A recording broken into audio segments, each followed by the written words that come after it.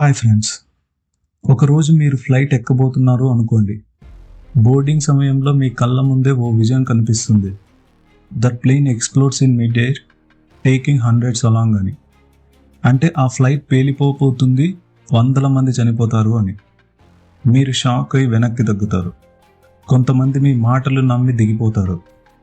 తరువాత నిజంగానే flight explode అయ్యి అందరూ చనిపోతారు. మీ మాటలు నమ్మి దిగిన వారు బతుకుతారు. ఇది ఎలా సాధ్యమైంది అనేది ప్రశ్న కాదు. They escaped death, but did they really survive అనేది అసలైన ప్రశ్న. ఫైనల్ డెస్టినేషన్, ఇది హర్రర్ కాన్సెప్టా లేక హిడెన్ రియాలిటీనా? 2000లో వచ్చిన ఫైనల్ డెస్టినేషన్ సినిమా అందరికీ ఒకే ఫీలింగ్ తెచ్చింది. అది ఏంటంటే, what if death has a plan. ఇది యమధర్ముడి లెక్కలా ఉంటుంది. మీరు ఇప్పుడు తప్పించుకున్న మరణం కొత్త లెక్కతో మళ్ళీ వస్తుంది. విమానం పేలడం మొదటి దశ మాత్రమే. దాని నుండి తప్పించుకున్న అది ఇంకో రూపంలో వస్తుంది. ఫర్ ఎగ్జాంపుల్, ఎలివేటర్ యాక్సిడెంట్, బాత్రూంలో జారిపోవడం, ఈవెన్ నార్మల్ కెచప్ బాటిల్ పేలిపోవడం వంటివి కూడా can be a tool of death. అంటే ఏ వస్తువైనా మనిషి చావుకి రీజన్ అవ్వచ్చు. Is it a fiction or foreshadowing? నిజంగా చెప్పాలంటే ఇది కాన్సెప్ట్ బేస్డ్ స్టోరీ కాదు. ఇది పర్సెప్షన్ వర్సెస్ రియాలిటీ గురించి ఓ సైకలాజికల్ సిమ్యులేషన్. ఒకసారి ఇలా ఆలోచించండి, what if life is scripted అని. ఎందుకంటే ఇప్పుడు మీకు ఒక రియల్ లైఫ్ ఇన్సిడెంట్ గురించి చెప్తాను. 1985 జపాన్ ఎయిర్లైన్స్ క్రాష్. ఆ రోజు ఒక లేడీ సేమ్ ఎయిర్లైన్స్ విమానం తీసుకోవాల్సింది. ఆమె ఆఖరి నిమిషంలో ప్లాన్ మార్చింది. విమానం కూలిపోయింది, ఆమె బతికింది. కానీ అదే సంవత్సరం ఆమె రోడ్ యాక్సిడెంట్లో చనిపోయింది. ఒక ప్రయాణం మిస్ చేసిన ఆమె మరణాన్ని మాత్రం మిస్ కాలేకపోయింది. Death, a shadow with GPS. సినిమాలో చూపించినట్లు death doesn't give up, it simply rewrite the route. ముందుగా మీరు A అనే లొకేషన్లో చనిపోవాలి అనుకోండి.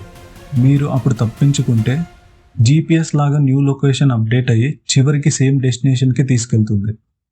That's the horrifying logic of Final Destination. Is premonition real? Premonition అంటే ఒక అర్థం ఉంది. A strong feeling that something is about to happen, especially something unpleasant. ఏదో చెడు జరుగుతుందని ముందే అనిపించడం. ఒక విజన్ రావడం అంటే ఈ డ్రీమ్ నిజంగా మెదడు వేసే సిగ్నల్ కాదు. It's an echo, a glitch in the loop. సైంటిస్టులు దీన్నే ప్రికాగ్నిటివ్ మెమరీ అంటారు. మన సబ్కాన్షియస్ ఆల్రెడీ పాసిబిలిటీస్ను సిమ్యులేట్ చేస్తూ ఉంటుంది. ఒక్కోసారి అది నిద్రలో కాకుండా కాన్షియస్ స్టేట్లో బయటపడుతుంది. అదే విజన్ల రూపంలో మనకు తెలుస్తుంది. కర్మ versus destiny. Real world examples మీకు ఇప్పుడు చెప్తాను. భారతీయ తత్వశాస్త్రం ప్రకారం ఒక్కసారి మరణం పేరుపై రాసి ఉంటే దాన్ని ఎవరూ ఆపలేరు. కేవలం కొంత ఆలస్యం అవ్వచ్చు. దీనికి మన ఇండియాలో జరిగిన ఎగ్జాంపుల్నే తీసుకుందాం. 1993 ముంబై బాంబ్ బ్లాస్ట్. ఒక వ్యక్తి ఆ రోజు తను ఎక్కాల్సిన యూజువల్ ట్రైన్ తీసుకోలేదు. ఆ రోజు సేమ్ ట్రైన్లో బాంబ్ బ్లాస్ట్ అయ్యింది. సో అతను ఆ రోజు బతికాడు. అయితే 3 రోజుల తర్వాత అదే స్టేషన్ వద్ద తన హార్ట్ స్టాప్ అయి చనిపోయాడు. ఇది కోఇన్సిడెన్స్ అనొచ్చా లేక అన్ఫినిష్డ్ డెస్టినేషన్ అనుకోవాలా? So finally, can we escape death? Final destination సినిమాలు మనకు ఒక సందేశాన్ని ఇస్తాయి. Don't fear death, understand it అని.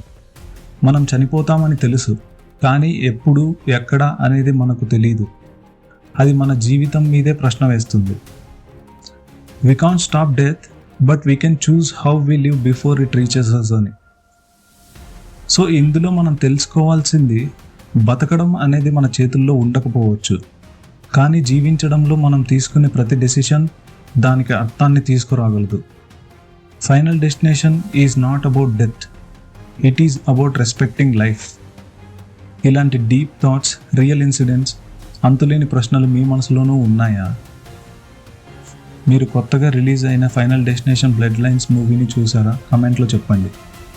లైక్ చేయండి, షేర్ చేయండి. ఇంకా ఇలాంటి సినిమాటిక్ నాలెడ్జ్ కోసం సబ్స్క్రైబ్ చేయండి.